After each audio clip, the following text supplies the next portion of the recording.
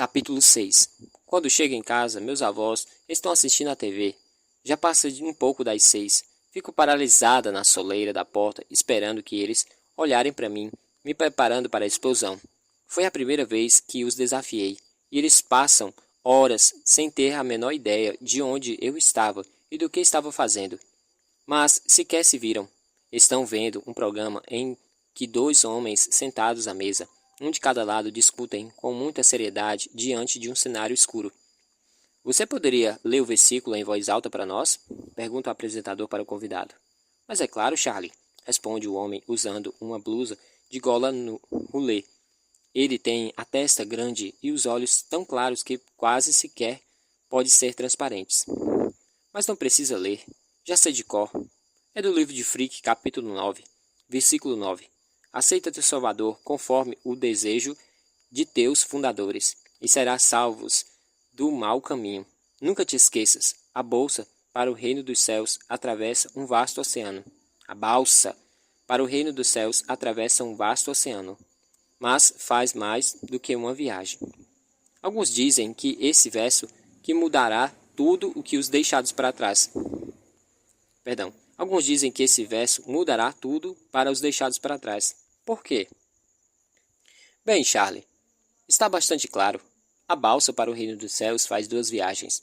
Se estou interpretando corretamente, e sou professor de teologia frickniana em Harvard há 3 anos, o que deve significar alguma coisa, o arrebatamento de março foi apenas o primeiro de 2.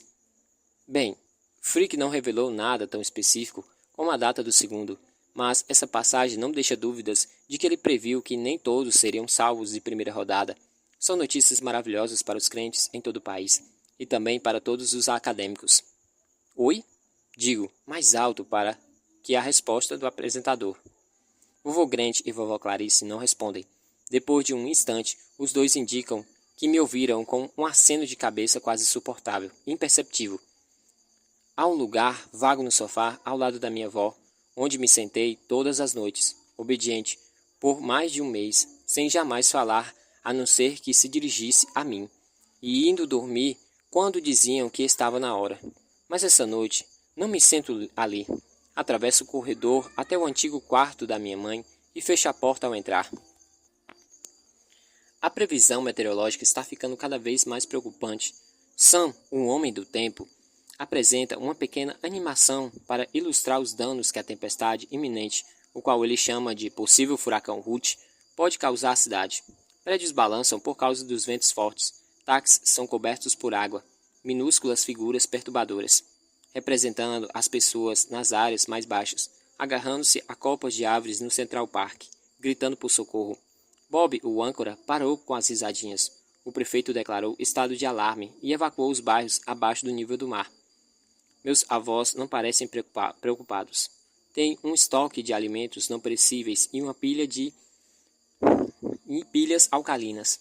A essa altura, já sobreviveu a inúmeros furacões devastadores e não vem motivo para sair da cidade. Sinto um nó no meu estômago sempre que vejo Sam na TV, gesticulando diante do mapa agourento que mostra poderosos redemoinhos arrasando a costa leste do país. Olho para a tela e me pergunto se é assim que vou morrer. Nos dias seguintes, tento falar com Harp várias vezes. Entro escondida no escritório, tarde da noite, e ocupo o telefone por horas a fio, ligando para todos os números que consigo lembrar. O celular da minha amiga chama indefinidamente, e ninguém atende na minha casa ou na casa dela.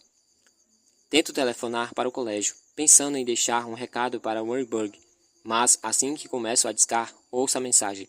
É impossível completar sua ligação. Por favor, tente novamente mais tarde. Fico ao lado do telefone da meia-noite até o amanhecer, cochilando sentada, esperando que toque.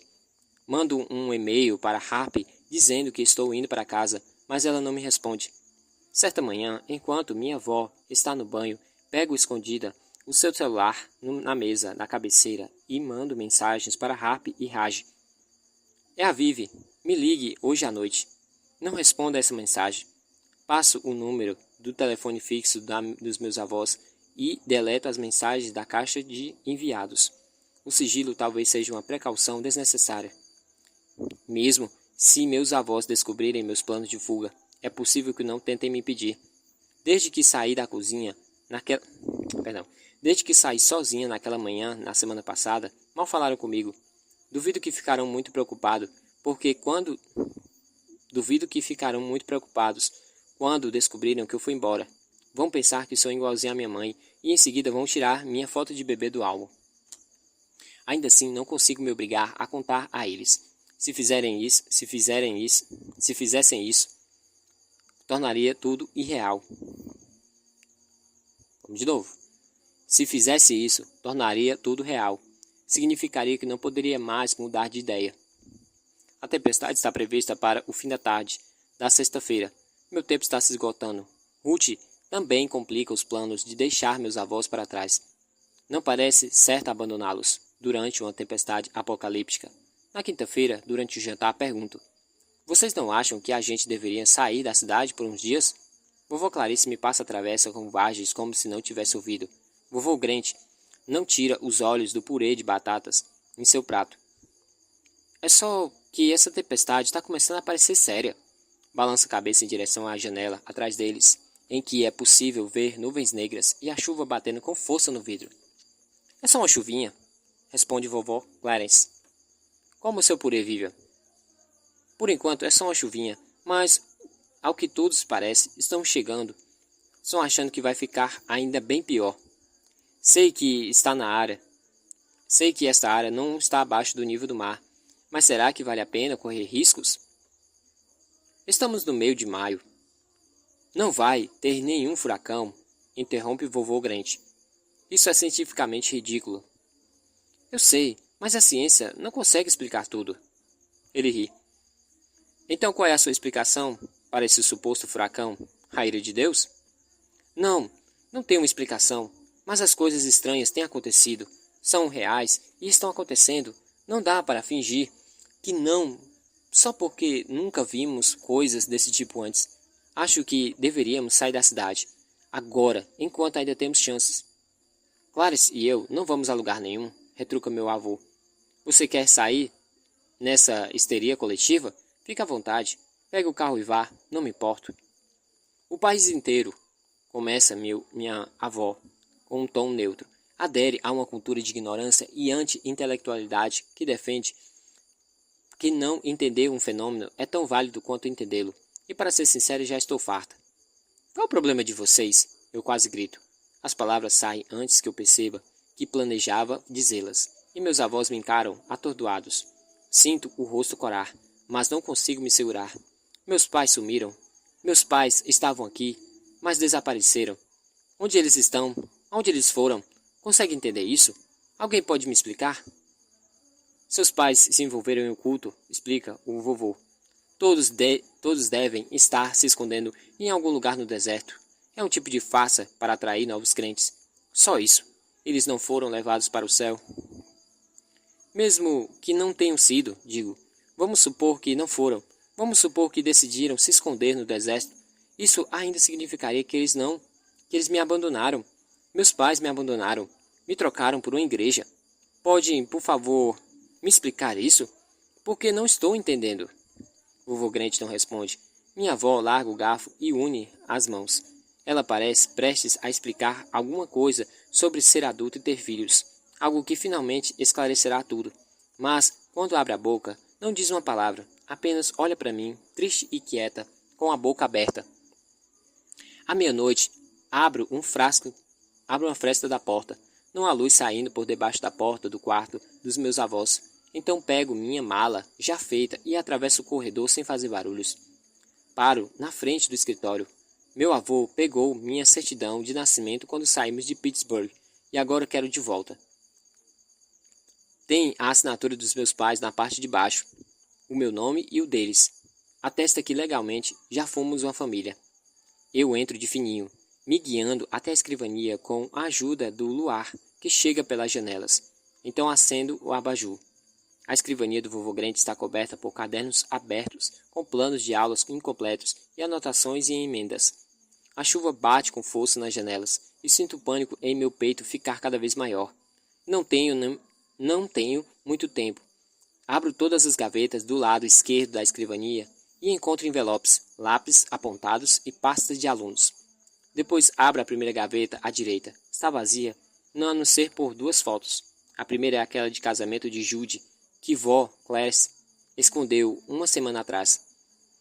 Não pensei que fosse encontrá-la de novo, mas agora que achei, decido ficar com ela e enfio no bolso interno do casaco. A segunda foto é difícil de entender. É uma imagem antiga de um bebê, um recém-nascido embrulhado em um cobertor branco de algodão, os olhos bem fechados. Olho no verso, mas há apenas uma data, 1986. Então, não é uma foto de minha mãe, nem de mim. Fico observando a fotografia por um bom tempo. Pode ser quase qualquer pessoa do mundo, mas por algum motivo sinto um arrepio na nuca. Nesse momento, o telefone toca. Eu atendo e no mesmo instante olho o identificador de chamadas. Um número desconhecido, mas com código de área 412, de Pittsburgh. Sinto o coração acelerar quando penso em Harp, mas ao puxar o telefone para perto, percebo que o código é 415. Não tenho ideia de onde ele é. Respiro fundo. Alô? Silêncio. Alô? Digo outra vez. Ninguém responde. Acho que é engano. Um número errado ou alguma gravação de telemarketing. Mas ainda ouço um barulho muito distinto de tráfego. Quem é?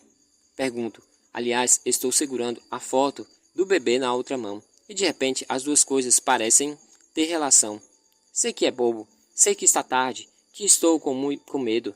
Que minha mente está me pregando uma peças. Mas tenho a sensação, algo que sinto no corpo inteiro, lá no fundo, de que estou certa. Esta ligação tem algum significado. A pessoa calada do outro lado da linha está tentando me dizer alguma coisa com esse silêncio. Mãe? Sussurro. Quem quer que seja, desliga. Vou embora. Antes de abotoar o casaco, guardo a foto do bebê de volta na gaveta e checo se a do casamento ainda está na bolsa. Não sei o que essas coisas significam. Não sei se vou descobrir. Tudo o que sei é que não posso mais ficar aqui.